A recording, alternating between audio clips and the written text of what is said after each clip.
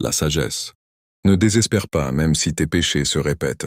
Combien de désobéissants ont devancé les autres au paradis, et combien de sincères dans leurs œuvres sont restés en arrière. Brève interprétation. La multitude des péchés ne signifie pas l'abandon. La miséricorde de Dieu est plus vaste, et bien des repentants ont devancé les autres par la sincérité de leur retour vers Dieu. Début. Dans un petit coin d'une mosquée, un jeune homme s'asseyait chaque nuit. Il ne priait pas, ne lisait pas le Coran, ne glorifiait pas Dieu. Il restait simplement assis, les yeux débordant de larmes. Son cœur était chargé de péchés dont il ne connaissait pas le nombre. Chaque fois qu'il essayait de se repentir, il retournait au péché. Chaque fois qu'il prenait un engagement, il le rompait. Chaque fois qu'il faisait un pas vers Dieu, il reculait de 10 pas en arrière, jusqu'au moment où il sentit que la porte du repentir s'était fermée devant lui. Il se dit, « Je suis un serviteur désobéissant, chargé de péchés qui retombe sans cesse. Comment Dieu m'accepterait-il? Comment me pardonnerait-il? Comment aurait-il pitié de moi après tout ce que j'ai fait ?» Cette nuit-là, alors qu'il était noyé dans son désespoir, il entendit la voix de l'imam récitant la parole de Dieu le Très-Haut. Dit, « Ô mes serviteurs qui avez commis des excès à votre propre détriment, ne désespérez pas de la miséricorde de Dieu, car Dieu pardonne tous les péchés. Oui, c'est lui le pardonneur, le très miséricordieux. » Ce verset tomba sur son cœur comme l'eau fraîche tombe sur la terre assoiffée. Il sentit que Dieu s'adressait à lui personnellement. Il sentit que la miséricorde était encore possible. Il sentit que la porte du repentir n'était pas encore fermée. Alors il retourna à Dieu non pas avec désespoir cette fois, mais avec une immense espérance. C'est ici que resplendit la sagesse d'Ibn Ata'Allah al-Iskandari, qui essuie les larmes des repentants, fortifie les cœurs des pécheurs, et ouvre les portes de l'espoir à tous ceux que leurs péchés ont accablés. Il dit, ne désespère pas, même si tes péchés se répètent. Puis il donne 2 exemples. Combien de désobéissants ont devancé les autres au paradis? Et combien de sincères dans leurs œuvres sont restés en arrière? Ces mots portent un message immense pour chaque musulman. Un message qui dit, ne regarde pas ce que tu es maintenant, mais regarde la miséricorde de Dieu. Ne regarde pas la multitude de tes péchés, mais regarde l'immensité de son pardon. Ne regarde pas ton passé obscur, mais regarde ton avenir lumineux par le repentir. Arrêtons-nous d'abord sur sa parole. Ne désespère pas. Le désespoir est la maladie. Le désespoir est le poison. Le désespoir est la seule arme que Satan utilise pour t'empêcher de revenir à Dieu. Il te persuade que tu es trop mauvais, que tu es trop en retard, que tu as dépassé les limites, et que Dieu ne te regardera pas, que le pardon est pour les autres, pas pour toi. Et tout cela est de mensonge. Le désespoir de la miséricorde de Dieu n'appartient pas aux mœurs des croyants. Il fait partie des qualités des mécréants. Dieu le Très-Haut a dit, « Ne désespère de la miséricorde de Dieu que les gens mécréants. » Le vrai croyant ne désespère donc jamais. Il peut s'attrister, il peut avoir peur, il peut regretter, mais il ne désespère pas, car le désespoir signifie que tu ne fais pas confiance à la miséricorde de Dieu. Et Dieu dit, « La miséricorde embrasse toute chose. » Comment la miséricorde de Dieu serait-elle donc trop étroite pour toi? Comment peux-tu croire que la miséricorde de Dieu contient les cieux, la terre, les montagnes, les mers et toutes les créatures, et qu'elle ne te contiendrait pas, toi? Médite ensuite cette parole, même si tes péchés se répètent. Cette expression touche une blessure profonde dans l'âme de tout croyant. Il y a l'homme qui commet un péché et se repent. Cela est facile, mais il y a celui qui pêche, puis se repent, puis retourne au péché, puis se repent, puis y retourne. Il vit dans un cercle fermé. Il sort du péché pour y entrer à nouveau. C'est celui-là dont le désespoir est intense. Il dit, « Je suis fatigué de moi-même. Je suis fatigué de mon repentir qui ne dure pas. Je suis fatigué de retourner au péché après chaque repentir. » Il dit, « À quoi bon?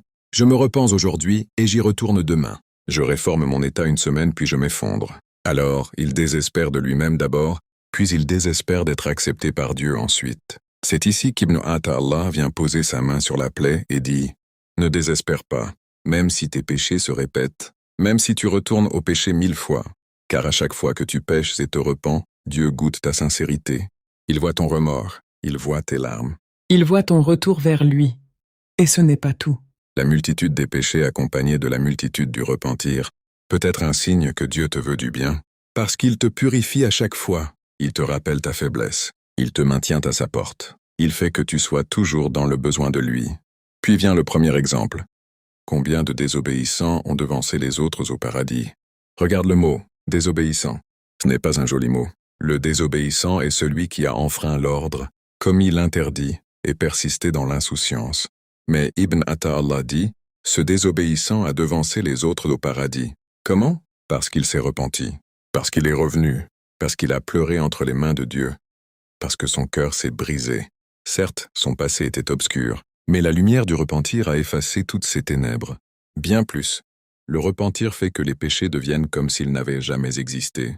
Le prophète, paix et salut sur lui, a dit « Celui qui se repent du péché est comme celui qui n'a pas de péché. Gloire à Dieu ». Un homme a vécu des années dans la désobéissance, puis s'est repenti d'un repentir sincère, et il est devenu comme s'il n'avait rien fait, comme si sa page était blanche, comme si son registre était propre. Telle est la faveur de Dieu. Telle est sa miséricorde. C'est pourquoi tu trouves dans l'histoire de nombreux exemples de gens qui étaient très éloignés de Dieu, puis qui sont devenus parmi ses rapprochés. Al-Fudayl ibn Iyad était un brigand. Une nuit, il entendit un verset du Coran, son cœur se brisa et il se repentit. Il devint alors un imam parmi les imams des musulmans. Malik ibn Dinar était noyé dans les péchés et les plaisirs. Puis Dieu le guida et il devint un ascète et un dévot. Combien de désobéissants ont devancé les autres au paradis? Ne méprise personne. Et ne te méprise pas toi-même. La miséricorde de Dieu est plus vaste que tu ne l'imagines. Puis vient le second exemple. Et combien de sincères dans leurs œuvres sont restés en arrière? Voici l'autre face de la réalité. Un homme sincère dans son adoration. Il prie, il jeûne, il fait l'aumône, mais l'admiration de soi ne l'a pas pénétré. Il n'a pas vu qu'il était meilleur que les autres. Il n'a pas regardé le désobéissant avec un œil de mépris.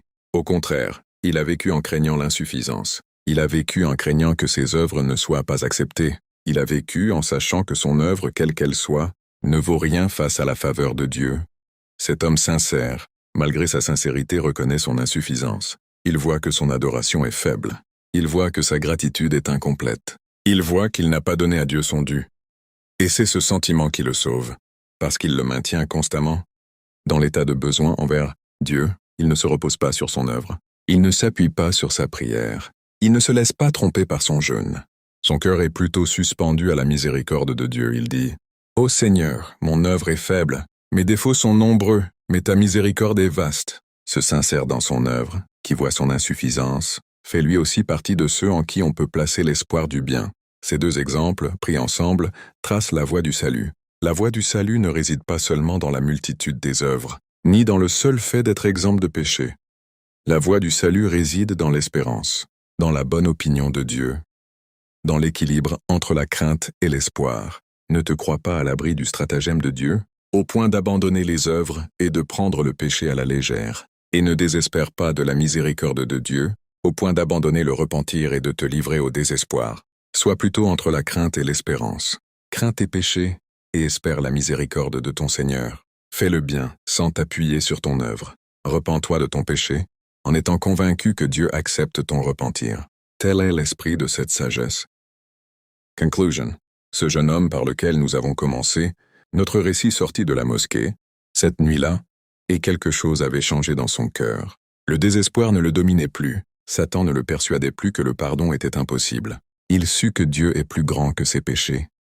Il sut que la miséricorde de Dieu est plus vaste que ses défauts. Il retourna chez lui, fit ses ablutions, pria 2 unités de prière et leva les mains au ciel. Il dit, « Ô Seigneur, je viens à toi avec tous mes péchés.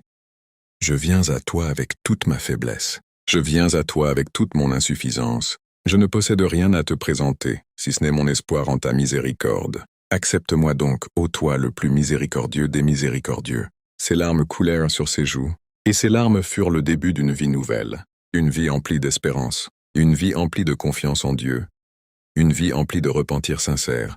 Combien de désobéissants ont devancé les autres au paradis? Oui, ils les ont devancés parce qu'ils n'ont pas désespéré. Ils les ont devancés parce qu'ils ont eu confiance en la miséricorde de leur Seigneur. Ils les ont devancés parce qu'ils ont su que Dieu est pardonneur et miséricordieux. Prière, ô Dieu, ne fais pas de nous ceux qui désespèrent de ta miséricorde. Ô Dieu, ne fais pas de nous ceux qui se croient à l'abri de ton stratagème. Ô Dieu, accorde-nous un repentir sincère par lequel tu effaces nos péchés. Ô Dieu, accorde-nous une espérance véritable qui nous pousse à l'action. Ô Dieu, fais de nous de tes serviteurs qui ne désespèrent jamais de ton souffle miséricordieux. Ô Dieu, nous cherchons refuge auprès de toi contre le désespoir et l'abattement, et nous cherchons refuge auprès de toi contre l'illusion et la vanité. Et mets-nous entre la crainte et l'espérance, jusqu'à ce que nous te rencontrions et que tu sois satisfait de nous, et que la prière et le salut de Dieu soient sur notre maître Muhammad, sur sa famille et sur l'ensemble de ses compagnons.